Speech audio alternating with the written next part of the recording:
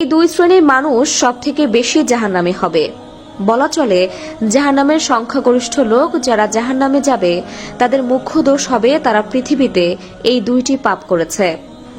আল কোরআন ও রাসূলুল্লাহ সাল্লাল্লাহু আলাইহি ওয়াসাল্লাম নিজে এই দুই ধরনের লোকের কথা এবং তাদের করা এই দুইটি পাপের কথা এবং তার পরিণামের কথা বলে গেছেন। আমাদের মধ্যে অনেকে আছেন যারা না জেনে এই দুইটি পাপের অন্তর্ভুক্ত হয়ে যায়।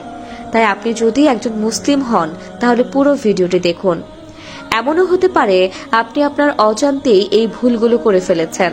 কাজেই ভিডিওটি নিজে দেখুন এবং আপনার পরিচিত সকলকে দেখানোর জন্য ভিডিওটি শেয়ার করে তাদের কাছে পৌঁছে দিন, যাতে করে তারাও এই পাপ দুটি সম্পর্কে সতর্ক হতে পারে। তো চলুন ভিডিওটি শুরু করা যাক। 1. মানুষ সবচেয়ে বেশি জাহান্নামে যাবে যে পাপের কারণে, সেটি হলো শিরক, অর্থাৎ আল্লাহর সাথে অংশীদার স্থাপন করা। শিরক হলো আল্লাহর সাথে অন্য কাউকে সমানভাবে গণ্য করা, যা ইসলামের সবচেয়ে বড় গুনাহ। আল্লাহ তাআলা আল কোরআনে স্পষ্টভাবে উল্লেখ করেছেন যে তিনি সব পাপ ক্ষমা করবেন, কিন্তু শিরককারীকে ক্ষমা করবেন না যদি কেউ তা নিয়ে মৃত্যুবরণ করে এবং তওবা না করে। এর সম্পর্কে পবিত্র কোরআনে আল্লাহ তাআলা বলেন, নিশ্চয়ই আল্লাহ তাকে ক্ষমা করবে না যে ব্যক্তি তার সাথে শিরক করে, তবে তিনি ক্ষমা করেন অন্য সকল গুনাহ যাকে ইচ্ছা তাকে। সূরা নিসা আয়াত 48। এছাড়াও রাসূলুল্লাহ সাল্লাল্লাহু আলাইহি ওয়াসাল্লাম সহিহ মুসলিমের মধ্যে বর্ণনা করেছেন, যে ব্যক্তি আল্লাহর সাথে শিরক করবে তার স্থান হবে চিরস্থায়ী জাহান্নামে। এছাড়াও শিরক হলো একমাত্র পাপ যা আল্লাহর সাথে সম্পৃক্ত এবং এটি ঈমানের সম্পূর্ণ বিপরীত। শিরক করলে আল্লাহর একত্ববাদের বিশ্বাস লঙ্ঘিত হয়, যা ইসলামের মূল ভিত্তি। এছাড়াও দ্বিতীয় নম্বরে যে কাজটি মহানবী সাল্লাল্লাহু আলাইহি ওয়াসাল্লাম আমাদের করতে নিষেধ করেছেন সেটি হলো নিজের জবান বা মুখ এবং লজ্জাস্থানকে হেফাজত করা।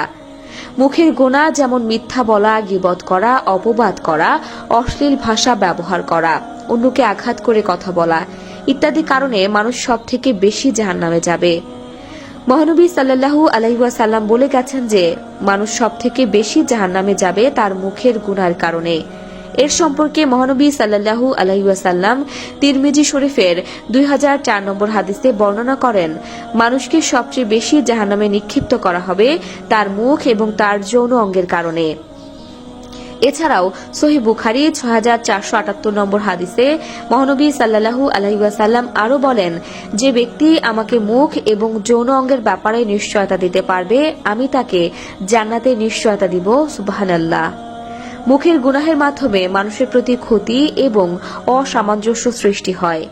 ইসলামে পরনিন্দা, মিথ্যা কথা বলা, অপবাদ এবং গালি দেওয়া নিষিদ্ধ করা হয়েছে, কারণ এগুলো সমাজে অসন্তুষ্টি এবং অন্যায় সৃষ্টি করে। আল্লাহ তাআলা আমাদের সকলকে বোঝার তৌফিক দান করুক এবং এই দুটি পাপাচার থেকে বেঁচে থাকার ঈমানি শক্তি দান করুন। আমিন। তা দর্শক, আজ এ পর্যন্তই। আবার আসবো নতুন নতুন সব তথ্য নিয়ে। সে পর্যন্ত সবাই ভালো থাকুন, সুস্থ থাকুন। এতক্ষণ 24 ঘন্টা নিউজের সাথে থাকার জন্য আপনাকে ধন্যবাদ।